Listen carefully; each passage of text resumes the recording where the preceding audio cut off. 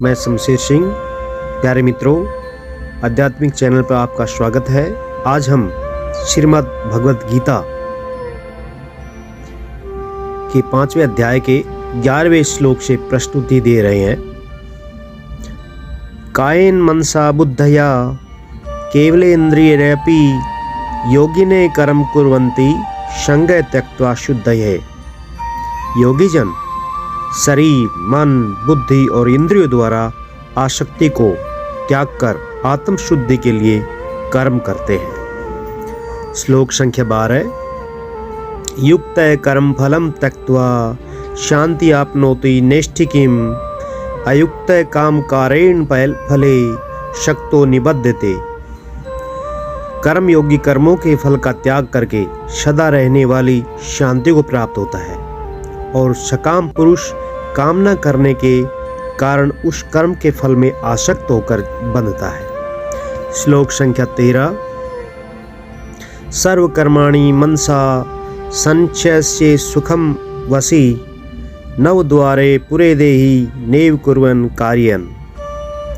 अंतःकरण को अपने वश में करके सब कर्मों को मन से त्याग कर न करते हुए और न करवाते हुए ही 9 द्वार वाले सर्वरूपी घर में योगी सुखपूर्वक रहता है। श्लोक संख्या 14।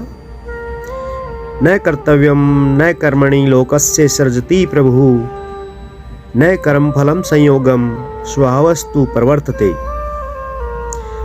लोकमात्र के लिए प्रभु न कर्तव्य न कर्म और न कर्म फल के संयोग को रचता है, परंतु प्रकृति सब कुछ करती है। श्लोक संख्या 15। नाते कश्चिदं पापम न चैव सुकृतं विभु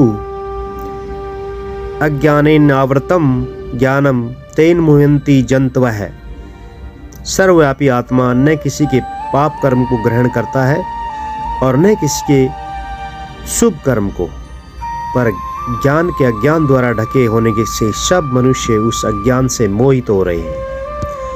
श्लोक संख्या 16। ज्ञानेन तु तद्ज्ञानम येषां नासिद्ध आत्मनः तेषाम् आदित्यवृज्या ज्ञानम प्रकाशयति तत्परम। परंतु जिनका वह अज्ञान आत्मज्ञान से नष्ट हो जाता है, उनके लिए वह ज्ञान सूर्य के सदृश परमात्मा को प्रकाशित करता है। श्लोक संख्या 17। तद्बुद्ध्यस्तात्मस्तन खिनिस्तत्परायणाः गच्छन्ते पुनरावर्ती ज्ञान निर्धूम कल्मषाः। जिसका मन ब्रह्म और आत्म रूप हो रहा है, जिनकी बुद्धि तत् रूप हो रही है और जो निरंतर तत्व में ही निष्ठा वाले हैं, ऐसे ज्ञान द्वारा निष्पाप हुए पुरुष परम गति को प्राप्त करते हैं। श्लोक संख्या 18। विद्या विनय संपन्ने ब्राह्मणे गविहस्तिनी शुचि चैव स्वेपाके च पंडिता समदर्शिनः। ऐसे ज्ञानी न विद्या और विनय युक्त ब्राह्मण में, गाय में, हाथी, कुत्ते और चांडाल को समान देखते हैं। श्लोक संख्या 19। इहेव ते अर्जित सर्गो तेषां साम्य स्थितं मनः निर्दोषम ही समम ब्रह्म तस्माद् ब्रह्मणि ते स्थिताः। जिनका मन समभाव में स्थित है, उनके द्वारा यहाँ संसार में ही लय को प्राप्त कर लिया गया है। क्योंकि ब्रह्म निर्दोष और सम है, इसलिए वे ब्रह्म में ही स्थित है। श्लोक संख्या 20।